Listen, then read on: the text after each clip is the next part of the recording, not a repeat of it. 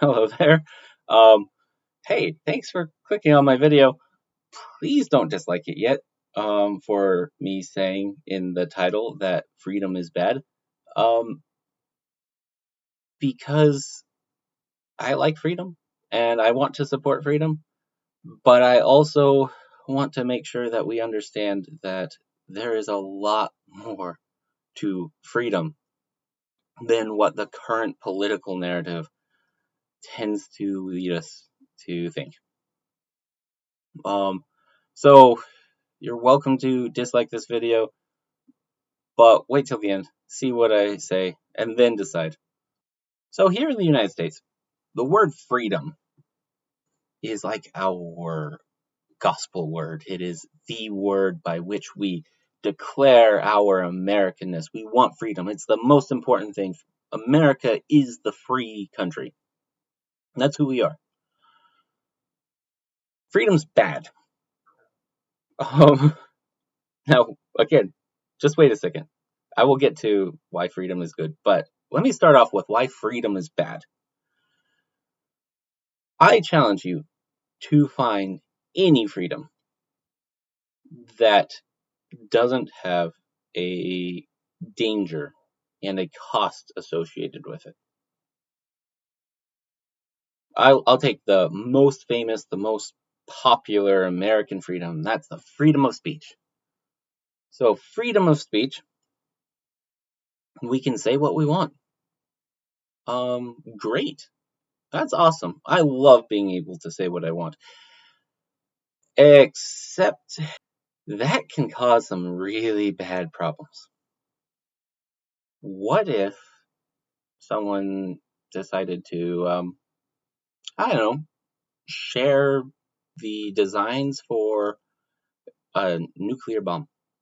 What if someone decided to follow another person around everywhere, yelling at them constantly, threatening to kill them? What if we get people who convince people of things that are not true and get them to do crazy things based on their words alone? Freedom of speech is dangerous. Oh, it is so dangerous. We can destroy ourselves with freedom of speech. You can pick other freedoms, though. Let's go to a far more benign freedom. What about the freedom of leaving your house? Well, that is a really dangerous freedom. You leave your house, you might get run over by a car, you might get noticed by a serial killer, you might run over someone with a car. If you leave your house, you might harm someone else. If we kept everybody in their houses, well, our streets would be really safe. We wouldn't have any more street crimes. We wouldn't have any more crashes on the road. We wouldn't have, um, well, you get the point. So, freedoms are bad for this reason. So, why do we still keep them? Well, because the alternative is worse. If we don't have freedom of speech, then that gives the power of speech to one group, whatever group is in power at the time. And we see this throughout history, is you will get groups that will execute people for having ideas that at the time the group in power didn't like. But today, we accept those as truth. Those are good things. The freedom to leave your house, well, yeah, sure, you can get into a lot of trouble if you leave your house. But you can also go out and work and you can get food. You can actually have a life. Um, Not saying that you have to leave your house to have a life, but pandemic, yay. So with freedoms, it is a balance between protecting you from the harm that freedoms can cause and between protecting your ability to be a human, to be able to grow and develop. If we had 100% freedom, that's anarchy. 100% freedom means that no one stops you from stealing, from killing others, from creating piles of chemical waste that pour over everyone else's property. Ironically, when you have 100% freedom and don't restrict anyone, honestly, your freedoms start getting really limited. Because once you have that, then say someone stronger than you can beat you up and say, "You're my slave now," if you don't pay attention. A group of people could get together and say, "Hey, we're the bosses in the area and no one's going to stop us, so we are going to make everyone do everything that we want them to do." Yeah, 100% freedom leads to no freedom. Then you've got security. Well, what's 100% security? Well, cut out freedoms and you get slavery. You get people locked up into boxes and they're not allowed to leave. They're not allowed to choose. They're not allowed to do anything. And in fact, honestly, if you want to get 100% protection from the dangers of freedom, then you stick everyone onto an IV, put them in a medically induced coma, and there they are, lying there in a hospital bed. They can't think. They have no freedom to move or do or whatever. So now you've lost your security because now you've lost your chance to be yourself, to express, to be human. Everything that you were trying to protect is now being lost by it being controlled. So we need to change the narrative. Our narrative shouldn't be freedom or regulation. You've got one side that will say, we need to regulate this. We need to stop people from doing this bad thing, that bad thing, because look at the harm it's doing. It is causing tons of harm. And then you have the other side say, no, we need our freedoms. Look at the good it's doing. Without freedom, we would have all these problems. And the narrative puts these two against each other. But it's not the case. Nobody here in the US, well, okay, there's always somebody. But you know what I mean. Probably nobody listening to this wants 100% freedom or 100% security. We're just trying to find the right balance. So freedom of speech, we do regulate. We don't have 100% freedom of speech. You're not allowed to lie in a court. You're not allowed to expose government weapons and secrets. You're not allowed to threaten someone with death. You're not allowed to lie about your product that you are trying to sell. If you make something and say, hey, this cures cancer, well, guess what? You're not allowed to do that. That's your freedom of speech being cut down. In my opinion, that's a good thing. I love to be able to pick up a food from the grocery store and they legally have to tell me the truth of what's inside of that food. I like that. I like that I don't have the nuclear codes or the way to create nuclear bombs floating around everywhere for everyone to see. I'm glad. Every freedom has to have some level of moderation. But you know what? I'm also glad that I get to tell you this. I am glad that I can sit here. I was going to say stand up, but I'm not standing. I get to sit here, read into my little microphone and say my opinions. I don't want that taken away from me. So I need freedom of speech. But I want a balance of it. What is the right balance? I don't know. But instead of people arguing freedom of speech versus regulating speech, Don't do that. Instead, argue this is a better balance of protecting freedom and balancing costs and risks. We want freedom, we want security, we want both. We need to find a balance that works best. Now, that balance also can be changing. Here's the thing, culture changes a lot. Our culture today is very different than what it was 100 years ago. Very different. So the balance of what freedoms versus regulations are the healthiest for our community do change somewhat.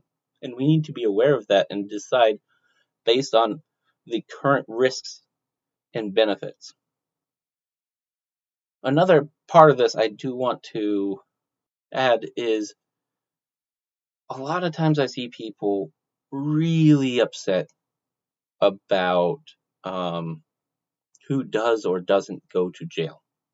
Have you ever noticed how a lot of we have a lot of movies and TV shows that really glorify the vigilante, the person or set of people who goes out and catches the bad guy, beats them up, kills them, whatever. Um, you have like the buddy cop shows where there's the two good main character cops who know that this bad guy is bad. They know he's doing bad stuff and they're gonna catch him. And the police chief says, "You stop it. You are breaking our rules and you stop or we're taking your badge."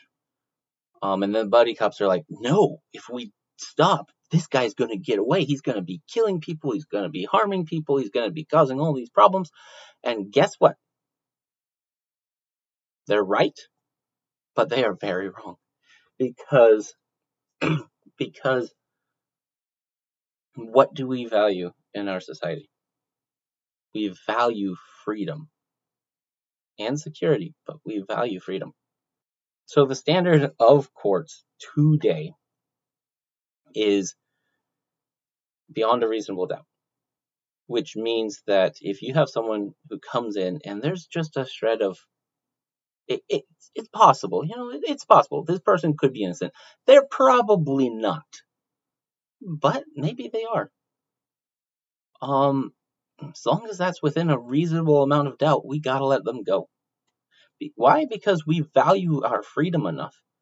Because if our standard of courts was um more likely than not, I mean, you go into court and if you got arrested and you were innocent, and they're like, well, there's a better chance that he's guilty than he isn't.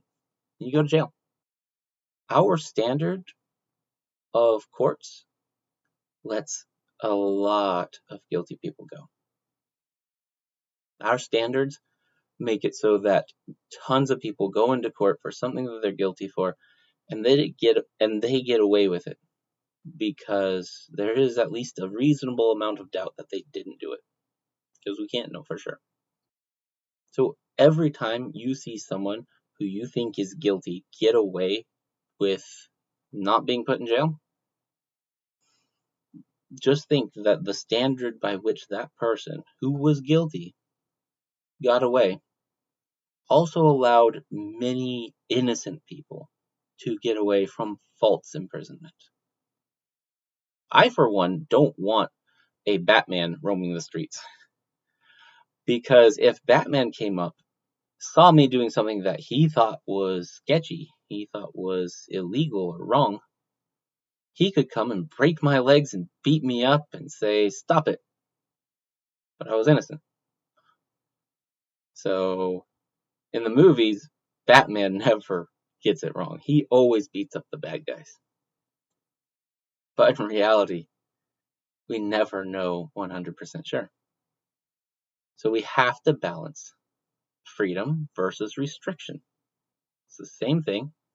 We have to have some level of punishing people and some measure by which to imprison people and to catch them.